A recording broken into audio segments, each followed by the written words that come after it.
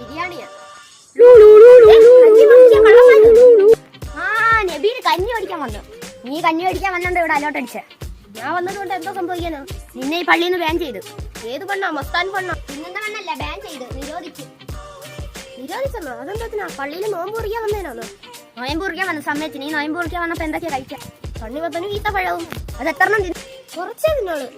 2 തണ്ണിമത്തനും 1 പെട്ടി ഈത്തപ്പഴവും 1 പെട്ടി സമൂസയും തിന്നല്ലേ? 1.5 കിലോ മുന്തിരി ഇന്നില്ലേ? 200 രൂപയ്ക്ക് കൊണ്ടുവന്ന ജ്യൂസ് ഒറ്റയ്ക്ക് കുടിച്ച് കിറിഞ്ചല്ലേ വീട്ടിൽ പോയി.